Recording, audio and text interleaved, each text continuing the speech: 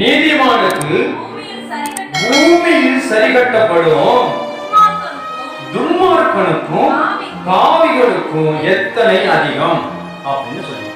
அப்போ ஒரு நீதிமானா, ஒரு பரிசுத்தவானா, தேவனுக்கு பிரியமா அவன் ஒரு மனுஷன் இருப்பானா, பூமியிலேயே கர்த்தர் அவனை சரிப்படுத்திடுவார். நீதிமானா இருக்கணும், நீங்க கடவுளை ஆராதிக்கணும், தேவனுக்கு கீழ்ப்படியணும், தேவனுக்கு செவி கொடுக்கணும். நான் வசனத்துல வாசிக்கிறோம், அவன் யாரா இருக்கணுமா? நீதிமானா இருக்கணும். நீதிமான் தவறு பண்ண முடியாம இருக்க மாட்டான். ஏதோ ஒரு விஷயத்த தவறு பண்ணாதான் செய்வான். நீதிமான் தான் அவனுக்கு பேரு. ஆனா ஏதோ ஒரு விஷயத்த தவறிடுவான். ஆனா அவனுக்கும் கர்த்தர் பண்றான், பூமியிலே சரி. ஆமென், ஹல்லேலூயா. ஒரு நீதிமானா பூமியிலே சரின்னு வரணும். அடிச்சு திருத்தி ஏதோ ஒண்ணு காரியத்தை பண்ணி வளர்த்தி விட்டு ஆண்டவர் கொண்டு வந்துடுவார். ஏன்னா நீதிமான் 7 தடவை இருந்தாலும் திரும்பவும் எழுந்திருப்பான். மூடன் அப்படி அல்ல, விழுந்தா விழுந்த காலத்திலே நடப்பான். அப்ப நீதிமானுக்கு வருகிற துன்பங்கள் அநேகமா இருக்குமா? அதான் முதல் வசனத்துல வாசிச்சோம். இந்த வசனத்துல நம்ம வாசிக்கிறோம், வாசிங்க திரும்பவும். இதோ நீதிமானுக்கு வருகிற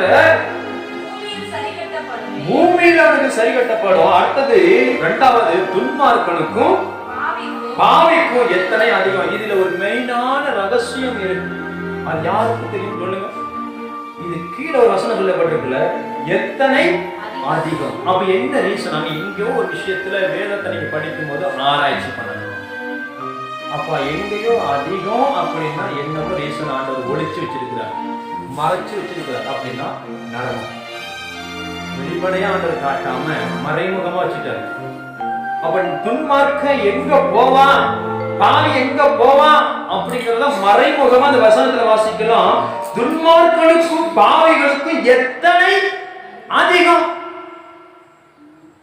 அப்ப எத்தனை அடி வாங்கணும், எத்தனை மிதி வாங்கணும், எத்தனை ஆண்டு தண்டனை கொடுக்கணும். ஒரு மறைவா வச்சிருக்கிறாரு, அங்க ஒளிச்சு வச்சிருக்கிறாரு. நீ என்ன வேணாலும் ராஜா ஆடு ராஜா, நீ என்ன வேணாலும் பண்ணு ராஜா, நீ என்ன வேணாலும் செய்ய ராஜா.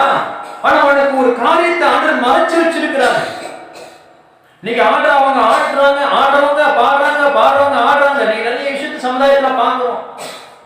பாவத்து மேல பாவம், துன்மார்க்கத்துக்கு மேல துன்மார்க்கம், அநியாயத்துக்கு மேல அநியாயம், அக்கிரமத்துக்கு மேல அக்கிரமம் பெருகிட்டே இருக்கிற காலம் இது.